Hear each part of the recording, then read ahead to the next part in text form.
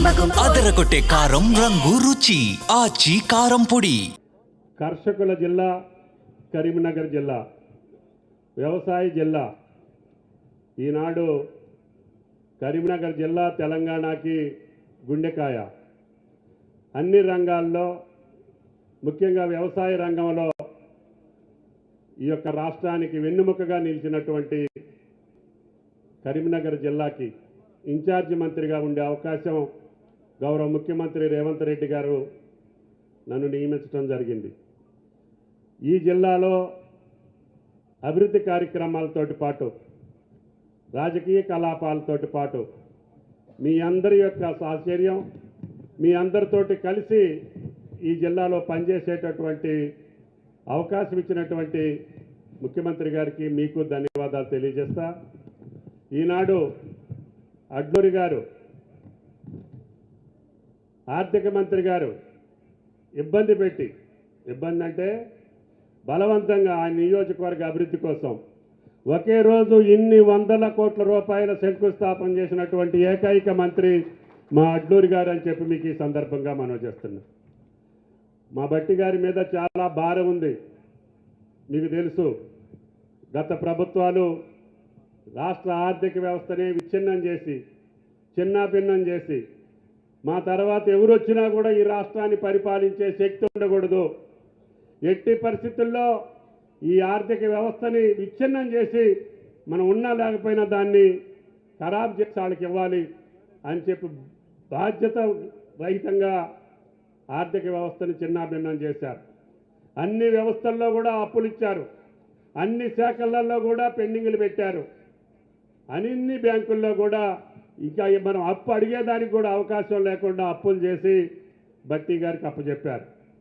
ఈ నిదానస్తుడు కాబట్టి, నియంత్రణ కలిగినటువంటి వ్యక్తి కాబట్టి, సమర్థతతోటి అన్ని ఆలోచన చేసి మా మీద మీ ఒత్తిడి ఉన్నా, మా ఒత్తిడి ఆయన మీద ఉన్నా ఎక్కడా తొణక్కుండా, బెణక్కుండా, కోప్పడకుండా, చిరునవ్వుతోటే అందరి సమస్యల్ని పరిష్కారం చేసే శక్తి ఈనాడు ఆ యొక్క ధర్మపురి లక్ష్మీనరసింహస్వామి ఆ గురువు గారికి దక్కించాలని చెప్పి ప్రార్థిస్తున్నా.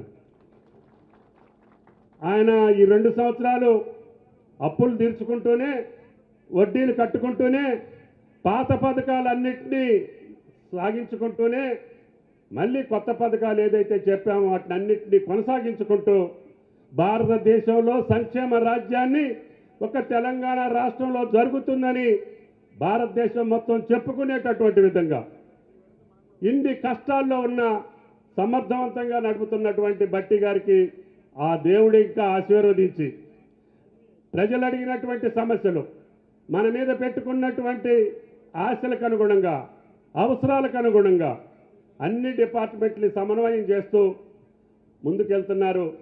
తప్పకుండా తెలంగాణ రాష్ట్రం ఆయన ఆధ్వర్యంలో ఆర్థిక పరిస్థితి మెరుగుపరుచుకుంటూనే, మనం ఇచ్చినటువంటి మాటని నిలుపుకుంటూనే అన్ని రకాలుగా ఇప్పుడు నా శాఖకు సంబంధించే సుమారు ఈ 2 సంవత్సరాల్లోనే 1,00,000 కోట్లు ఖర్చు పెట్టినటువంటి ఏకైక ప్రభుత్వం రేవంత్ రెడ్డి గారి ప్రభుత్వం అని చెప్పి మీకు ఈ సందర్భంగా మనవి చేస్తున్నా. ప్రతిపక్షాలు అనుకున్నాయి, పదవులు పోయిన వాళ్ళు అనుకున్నారు, వీళ్ళు 2 లక్షల రుణమాఫీ అన్నారు, ఏడున్నాయి, మనమంతా సున్నా చేసి పెట్టాం కదా, ఇవ్వలేరులే, దాని గురించి మనం దెబ్బలాడదాం అనుకున్నారు. బ్యాంకుల్లో పంట రుణాలు తీసుకున్నటువంటి ప్రతి రైతుకి రుణమాఫీ చేసినటువంటి ఘనత భారతదేశంలో రేవంత్ రెడ్డి గారి ప్రభుత్వం అని చెప్పి కూడా మీకు ఈ సందర్భంగా మనం చేస్తున్నాం. అదేవిధంగా ఎన్నికల ముందు అంకెలు పెట్టి రైతు బంధుని ఎగ్గొట్టిన దాన్ని కూడా మళ్ళీ రైతాంగానికి ఇచ్చాలని చెప్పి మళ్ళీ 21,000 కోట్లు రైతు భరోసా కింద 12,000 రూపాయల చొప్పున ఒకే రోజు 9,000 కోట్ల రూపాయలు 70 లక్షల మంది రైతులకు ఇచ్చినటువంటి ఏకైక ప్రభుత్వం బట్టి గారు, రేవంత్ రెడ్డి గారు ఆధ్వర్యంలో జరిగిందని చెప్పి మీకు ఈ సందర్భంగా మనం చేస్తున్నాం. ఇంకా ధాన్యం కొనుగోలు మీరు చూస్తున్నారు. మీరు ఎన్ని లక్షల టన్నులు ధాన్యం పండించినా కొనగల శక్తి తెలంగాణ రాష్ట్రానికే ఉంది. ఈనాడు భారతదేశంలో అత్యధికంగా వరి పండించేటటువంటి రాష్ట్రం తెలంగాణ రాష్ట్రం, రేవంత్ రెడ్డి గారి రాష్ట్రం. అందుకనే 1,83,000 కోట్లు, 1,83,00,000 టన్నులు వరి ధాన్యాన్ని పండించినటువంటిది. భారతదేశంలో అన్ని రాష్ట్రాలను మించి నెంబర్ 1 స్థానంలోకి వచ్చాం. చైనా దేశాన్ని కూడా మితిమీరి ఏదైతే దిగుబడి ఉందో మన కర్షకులు రైతులు పెద్ద ఎత్తున ధాన్యాన్ని పండిస్తున్నారు. పండించిన ధాన్యాన్ని కొనటమే కాకుండా సన్న ధాన్యాన్ని పండిస్తే 500 ఇస్తామని చెప్పాం. ఇప్పటికే 3,000 కోట్ల రూపాయలు రైతులు జమ చేశాం. ఇంకా కొద్దిగా ఏదైనా రావాల్సి ఉంటే కూడా తప్పకుండా బోనస్ 500 మీకు ఇస్తామని చెప్పి కూడా మీకు ఈ సందర్భంగా మనం చేస్తున్నాం. యాంత్రీకరణ మర్చిపోయాం.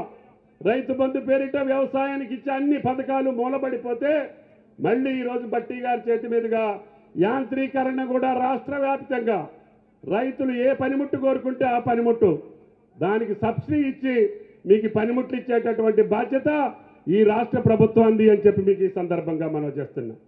అదేవిధంగా మా మాతల్లులు మహాలక్ష్ములు ఓట్ల ముందు చెప్పాం, తల్లి మీరు సుఖ సంతోషాలతో ఉంటేనే, మహాలక్ష్ములు మహిళలు ఆనందంగా ఉంటేనే తెలంగాణ రాష్ట్రానికి సౌభాగ్యం. మీరు ఈ ప్రభుత్వాన్ని ఆశీర్వదించండి.